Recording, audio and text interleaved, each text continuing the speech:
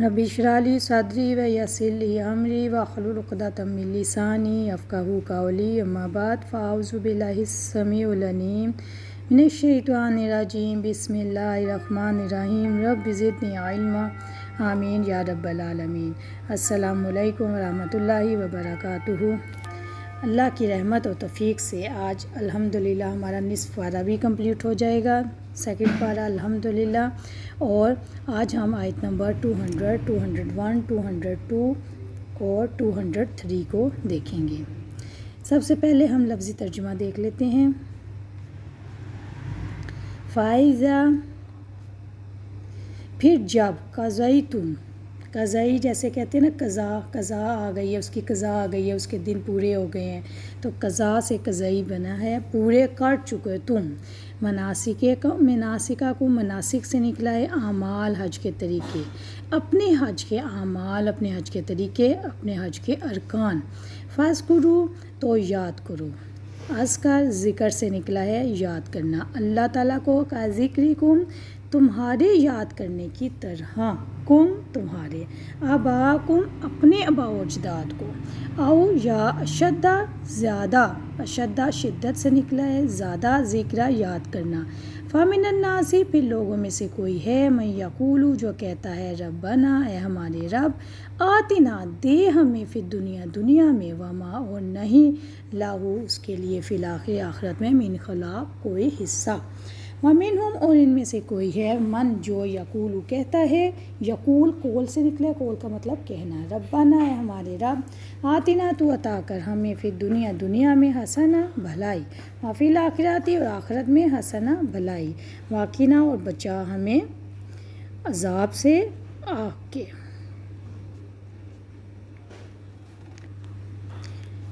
अब आगे देखते हैं। उलाइका यही लोग हैं, लाहुम जिनके लिए नसीब है, एक हिस्सा है, मिम्मा उसमें से जो कसबु उन्होंने कमाया, वल्लाहु और अल्लाह ताला सरी जल्दी बहुत जल्द देने वाला है, अल हिसाब हिसाब। फ़ज़कुरू और तुम याद करो अल्लाह ताला को, फ़ी अय्यामिन दिनों में, यौम की जमा अय्याम, मादूदात महदूद यानी गिनती के चंद। फ़मन पे जो शख्स तअज्जला जल्दी करता है, फ़ी यौमैनी 2 दिनों में, फ़ला तो ये नहीं इसमें कोई गुनाह, अलई उस पर, वमन और जो ताख़रा ताख़ीर करे, फ़ला तो नहीं इसमें कोई गुनाह, अलैहि इस पर,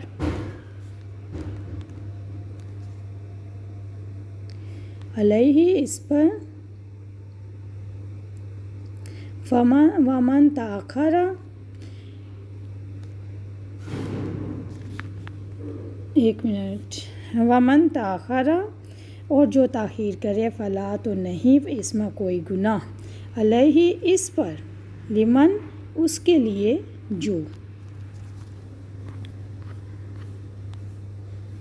इत्तका अल्लाह ताला से डरे, वत्तकू और तुम डरो अल्लाह ताला से, और वालम इल्म रखना जानना, रूट वर्ड है इल्म, वालमू और जान लो, अन्नकुम यकीनन तुम इलैहि तुहशरून उसी की तरफ जमा किए जाओगे। अल्लाह की रहमत और तौफ़ीक़ से आज इंशाअल्लाह ताला हम इसके बारे में शुरू करते हैं।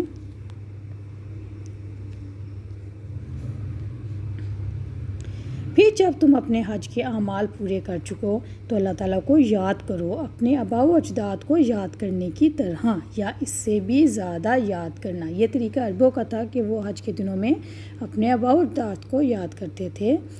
फिर लोगों में से कोई है जो कहता है, ऐ हमारे रब हमें दुनिया में ही दे और इसके लिए आखिरत में कोई हिस्सा नहीं। और उनमें से कोई है जो कहता है, ऐ हमारे रब हमें दुनिया में भी भलाई अता फरमा और आखिरत में भी भलाई अता फरमा और हमें आग के अजाब से बचा। यही लोग हैं जिनके लिए एक हिस्सा है जो उन्होंने कमाया और अल्लाह ताला बहुत जल्द हिसाब लेने वाला है। और गिनती के चंद दिनों में अल्लाह ताला को याद करो, फिर जो शख्स 2 दिनों में जल्दी करता है तो इस पर कोई गुनाह नहीं, और जो ताख़ीर करे तो इस पर भी कोई गुनाह नहीं। इसके लिए जो अल्लाह ताला से डरे, अल्लाह ताला से डरो और जान लो कि यकीनन तुम इसकी तरफ जमा किए जाओगे। फ़ाइज़ा कज़ई तुम جب تم اپنے حج کے اعمال پورے کر چکو، یعنی تمام ارکان پورے کر چکو، تو اللہ تعالیٰ سے اپنی کوتاہیوں پر استغفار کرو اور اللہ تعالیٰ کی عبادت کی توفیق ملنے پہ کہ اللہ نے تمہیں یہاں بلایا، عبادت کرنے کی توفیق دی صحت و تندرستی کے ساتھ، تو اس بات پہ اللہ کا شکر ادا کرو اور اس کو یاد کرو تاکہ اللہ تعالیٰ کے ہاں تمہارے اعمال قبول ہو جائیں۔ فَاذْكُرُوا اللَّهَ، تو اللہ تعالیٰ کو یاد کرو۔ اللہ تعالیٰ کا ذکر پیاری بہنوں بہت ہی بڑی چیز ہے، جیسا کہ سورۃ العنکبوت میں اللہ تعالیٰ فرماتے ہیں، عنکبوت آیت نمبر 45، وَلَذِكْرُ اللَّهِ اکبر، اللہ تعالیٰ کا ذکر تو بہت بڑا ہے، اس لیے یہاں پہ ذکر کرنے کا حکم دیا گیا۔ اور اللہ تعالیٰ کے ذکر کرنے کا فائدہ کیا ہوتا ہے؟ اللہ تعالیٰ کا ذکر دلوں کو اس اللہ سے جوڑے رکھتا ہے۔ ہم سب اللہ تعالیٰ کے لیے پیدا کیے گئے ہیں، اس کے لیے چاہیے کہ ہمارے دل بھی محبت و تعظیم سے اللہ تعالیٰ کے ساتھ جڑ جائیں۔ تو یہاں پہ ذکر و دعاؤں کی ترغیب اس لیے دلائی جا رہی ہے کہ حج قبولیت والا عمل ہے۔ فَاذْكُرُوا اللَّهَ كَذِكْرِكُمْ کَمْ آبَاءَکُمْ، جاہلیت میں لوگ حج کے بعد بھی اپنے باپ دادا کا ذکر کرتے تھے، اس لیے فرمایا کہ جیسے اولاد اپنے ماں باپ کو یاد کرتی ہے ایسے ہی اللہ تعالیٰ کو یاد کرو۔ مینا میں ہر قبیلے کے لوگ اپنے باپ دادا کے کارناموں پر فخر کرتے تھے، ان کے کارنامے بڑے فخری انداز سے بیان کرتے تھے۔ مینا کے دنوں میں وہاں پہ وہ عبادت نہیں کرتے تھے بلکہ انہی کاموں میں مشغول رہتے تھے، اپنی بڑائی بیان کرتے تھے۔ لیکن اللہ تعالیٰ حکم دے رہے ہیں کہ جیسے تم اپنے آباء و اجداد کو یاد کر رہے ہو ان کے کارناموں کو، لیکن اب تم لوگوں نے حج کے دنوں میں زیادہ سے زیادہ اللہ کا ذکر اور اس کی عبادت کرنی ہے۔ ابن عمر رضی اللہ عنہ مینا میں ہر وقت اور ہر حال میں تکبیر کہتے رہتے تھے، رمی و جمرات کے وقت بھی تکبیر کہنا ان کی روٹین میں شامل تھا، اور اسی طرح ذکر کے علاوہ پانچوں نمازوں کے بعد بھی تکبیریں یہاں پہ مراد ہیں، کیونکہ یہ بھی ذکر کا حصہ ہے۔ فَمَن يَقُولُ فَمِنَ النَّاسِ مَن يَقُولُ، لوگوں میں سے کوئی ہے جو کہتا ہے اے ہمارے رب ہمیں دنیا میں ہی دے اور اس کا آخرت میں کوئی حصہ نہیں ہے۔ اللہ تعالیٰ سے دعائیں کرنے والوں کی دعائیں مختلف کیوں ہو جاتی ہیں؟ تو پیاری بہنوں اس کی وجہ یہ ہے کہ ہر انسان کی اندرونی حالت مختلف ہوتی ہے، اور انسان کی جیسی اندرونی حالت ہوتی ہے ویسا ہی وہ اس کا اظہار بھی کرتا ہے۔ جو شخص دنیا کی چیزوں میں اپنا دل لگا لیتا ہے تو وہ اللہ تعالیٰ سے سب سے زیادہ وہی چیز مانگتا ہے جس کی طرف لے کے وہاں پہنچتا ہے، اور جو شخص آخرت کے خوف کو دل میں رکھ کر جیتا ہے تو حج کے مقامات پر اس کے دل سے آخرت والی دعائیں نکلتی ہیں۔ حضرت ابن عباس رضی اللہ عنہ کا بیان ہے کہ بعض اعراب یہاں ٹھہر کر صرف یہی دعائیں مانگتے ہیں کہ اللہ تعالیٰ اس سال بارشیں اچھی برسا تاکہ گلے اچھی ہوں، اولادیں بھی کثرت ہوں، وغیرہ وغیرہ۔ لیکن اللہ تعالیٰ یہاں پہ فرما رہے ہیں، اور اللہ تعالیٰ نے یہ آیت بھی انہی لوگوں کے لیے اتاری ہے جو صرف دنیا ہی مانگتے ہیں، آخرت نہیں مانگتے، تو اللہ تعالیٰ کہتے ہیں ایسے لوگوں کا آخرت میں کوئی حصہ نہیں۔